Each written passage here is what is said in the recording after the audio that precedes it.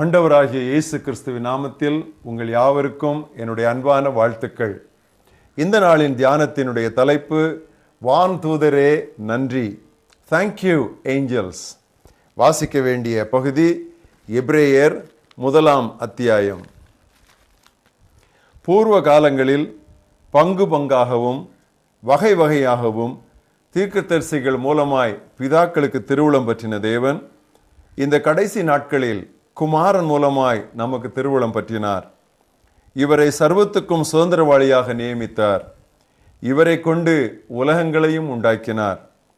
இவர் அவருடைய மகிமையின் பிரகாசமும் அவருடைய தன்மையின் சொரூபமாயிருந்து சர்வத்தையும் தம்முடைய வல்லமையுள்ள வசனத்தினாலே தாங்குகிறவராய் தம்மாலே தாமே நம்முடைய பாவங்களை நீக்கும் சுத்திகரிப்பை உண்டு பண்ணி உன்னதத்தில் உள்ள மகத்துவமானவருடைய வலது பக்கத்திலே உட்கார்ந்தார்.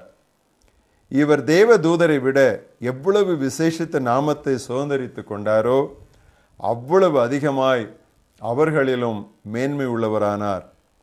எப்படியெனில், நீர் என்னுடைய குமாரன், இன்று நான் உம்மை பிறப்பித்தேன் என்று நான் அவருக்கு பிதாவாயிருப்பேன், அவர் எனக்கு குமாரனாயிருப்பார் என்றும் அவர் தூதர்களில் யாருக்காவது எப்போதாகிலும் சொன்னதுண்டா?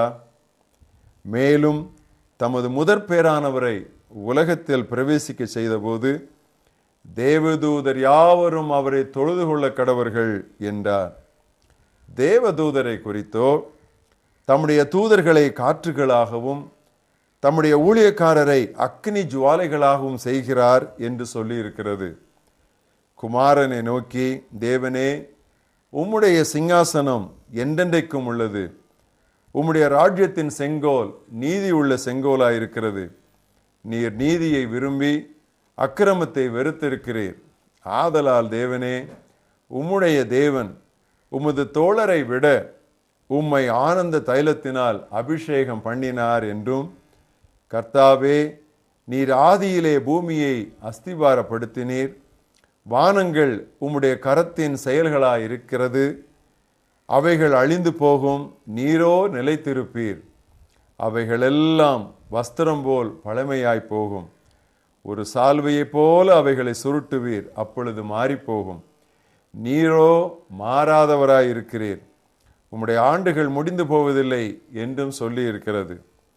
மேலும், நான் உம்முடைய சத்துருக்களை உமக்கு பாதப்படியாக்கி போடும் வரைக்கும் நீர் என்னுடைய வலது பார்சத்தில் உட்காரும் என்று தூதர்களில் யாருக்காவது எப்போதாகிலும் அவர் சொன்னதுண்டா? இரட்சிப்பை சுதந்திரிக்க போகிறவர்களை நிமித்தமாக ஊழியம் செய்யும்படிக்கு அவர்கள் எல்லாரும் அனுப்பப்பட்ட பணிவிடை ஆவிகளாயிருக்கிறார்கள் அல்லவா? இன்றைய மனப்பாட வசனம் சங்கீதம் 91:12.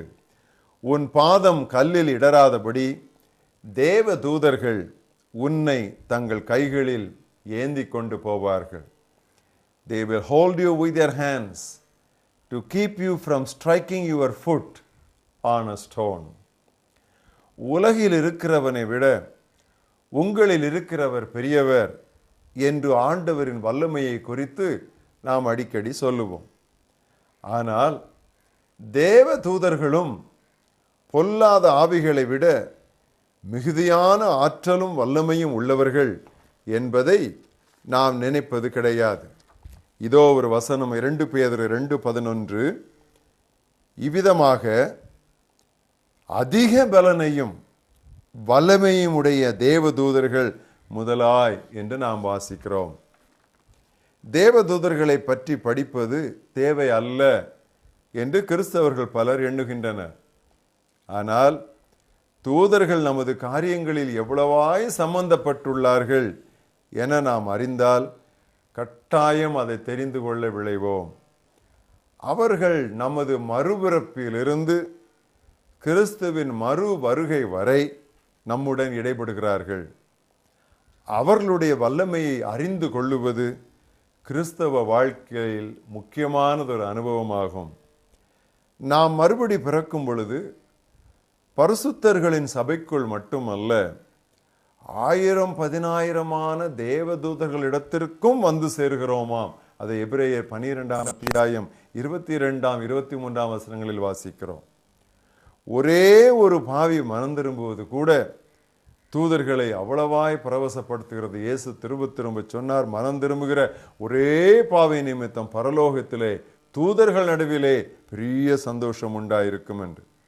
பிரியமானவர்களே, நமது நற்செய்தி கூட்டங்கள் ஒவ்வொன்றையும் தூதர்கள் ஆவலாய் கவனிக்கின்றனராம். அதை நீங்கள் எப்பொழுதாவது நினைத்திருக்கிறீர்களா? இதோ ஒரு வசனம், 1 பேதுரு 1ஆம் அத்தியாயம் 12ஆம் வசனம். தங்கள் நிமித்தம் அல்ல, நமது நிமித்தமே இவர்களை தெரிவித்தார்கள் என்று அவர்களுக்கு வெளியாக்கப்பட்டது. பரலோகத்திலிருந்து அனுப்பப்பட்ட பரிசுத்த ஆவியினாலே உங்களுக்கு சுவிசேஷத்தை பிரசங்கித்தவர்களை கொண்டு இவைகள் இப்பொழுது உங்களுக்கு அறிவிக்கப்பட்டு வருகின்றன. இவைகளை உற்று பார்க்க தேவதூதரும் ஆசையாயிருக்கிறார்கள். மட்டுமல்ல, நம்முடன் சேர்ந்து அவர்கள் கடவுளை வணங்குகின்றனர். 1 கொரிந்தியர் 11ஆம் அத்தியாயம் 5ஆம் வசனம். ஜெபம் பண்ணுகிற போதாவது, தீர்க்க தரிசனம் சொல்லுகிற போதாவது, தன் தலையை மூடிக்கொள்ளாதிருக்கிற எந்த ஸ்திரீயும் தன் தலையை கனவீனப்படுத்துகிறாள், அது அவளுக்கு தலை சிரைக்கப்பட்டது போல் இருக்குமே. ஏன்? 10ஆம் வசனம். தூதர்களின் நிமித்தம் ஸ்திரீயானவள் தலைமேல் முக்காடிட்டு கொள்ள வேண்டும். அப்படியானால் அவர்கள் நம்முடைய ஆராதனைகளில் எல்லாம் கூட இருக்கிறார்கள். அது மட்டுமல்ல, திருச்சபையில் ஒழுங்கு இருக்க வேண்டும் என்பது அவர்களது கரிசனை. 1 தீமோத்தேயு 5ஆம் அத்தியாயம் 21ஆம் வசனத்திலே இப்படி வாசிக்கிறோம், நீ பட்சபாதத்தோടെ ஒன்றும் செய்யாமலும் விசாரிக்கும் முன் நிர்ணயம் பண்ணாமலும் இவைகளை காத்து நடக்கும்படி தேவனுக்கும் கர்த்தராகிய இயேசு கிறிஸ்துவுக்கும் தெரிந்து கொள்ளப்பட்ட தூதருக்கும் முன்பாக உறுதியாக கட்டளையிடுகிறேன். அவர்கள் நமக்கு பாதுகாப்பு. இப்பொழுது வாசித்தோம் அல்லவா, பாதம் கல்லில் இடராதபடி காத்துக் கொள்கிறார்கள். அவர்கள் நமக்கு உதவி செய்கிறார்கள். கர்த்தருடைய தூதன் அவருக்கு பயந்தவர்களுக்கு சூழ பாளையம் இறங்கி அவர்களை விடுவிக்கிறான் என்று சங்கீதம் 34:7 பார்க்கிறோம். இவ்விதமாக அவர்கள் பல விதங்களிலே நமக்கு தொண்டாற்றும்படி அனுப்பப்பட்ட ஆவிகள். இயேசுவின் 2ஆம் வருகையும் உலகின் முடிவும் நெருங்கி வர வர தூதர்களின் பணிகள் இன்னும் கூடிக்கொண்டே இருக்கும். திருவெளிப்பாட்டு புத்தகத்தில் தேவதூதர்களின் செயல்பாடுகள் அதிகமாய் கூறப்பட்டுள்ளன. எடுத்து வாசியுங்கள். கிறிஸ்து மண்ணுலகிற்கு வல்லமையுள்ள தம் தூதரோடு தான் திரும்பி வருவாராம். அவர் வானிலிருந்து இறங்குவதை பிரதம தூதன் அறிவிப்பானாம். இறுதி அறுவடையை அறுப்போரும் தேவதூதர்களே.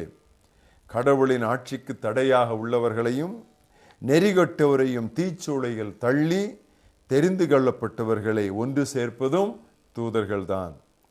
மக்கள் முன்னிலையில் வெட்கமின்றி தம்மை அறிவித்தவர்களை இயேசு தமது தூதர் முன் அடையாளம் காட்டுவாராம். தம்மை மறுதலித்தவர்களையோ தூதர் முன்னால் மறுதலித்து விடுவாராம். தேவதூதர்கள் நமக்கு செய்பவை பெரும்பாலும் காணக்கூடாதவை, அறியப்படாதவை. தேவதூதர்கள் ஒருபோதும் பந்தா பண்ண மாட்டார்கள். பறந்து பணி செய்யும் போது தங்கள் முகத்தையும் கால்களையும் கூட மூடிக்கொள்வார்கள். சேராபீன்கள் அப்படித்தானே.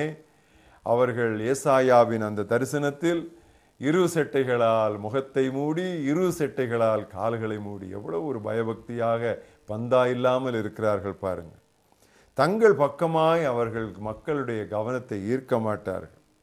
என் தாயின் கருவறையிலிருந்து என் கல்லறை வரை தூதர்கள் எனக்கு ஆற்றியுள்ள பணிகளை நான் கடவுளை முகமுகமாய் சந்திக்கும் போது அவர் சொல்வாரானால் எவ்வளவு நன்றாயிருக்கும்.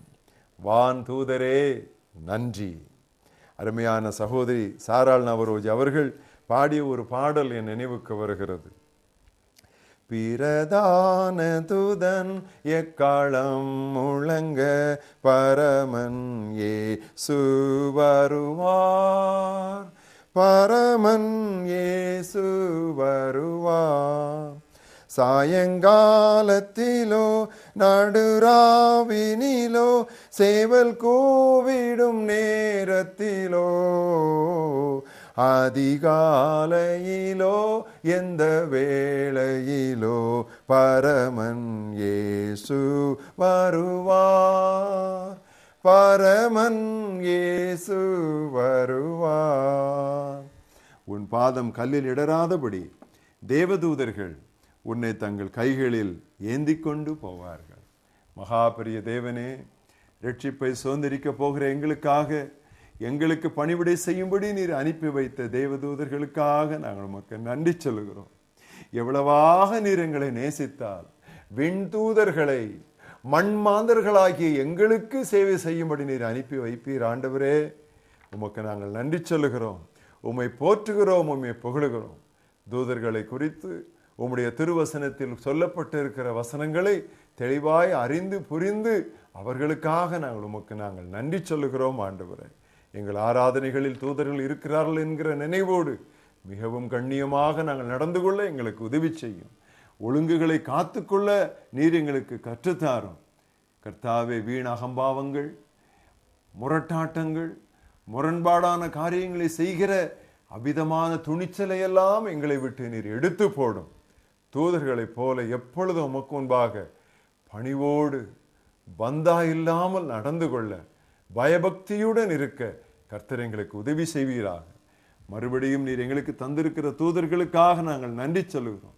சிறு பிள்ளைகளுக்காக கூட அவர்களுடைய தூதர்கள் எப்பொழுதும் பரமபிதாவை தரிசித்துக் கொண்டிருக்கிறார்கள் என்று சொன்னீரே.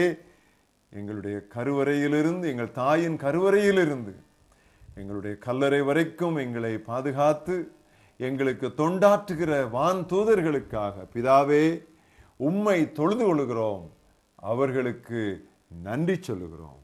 இயேசு கிறிஸ்துவின் நாமத்தில் பிதாவே, ஆமென்.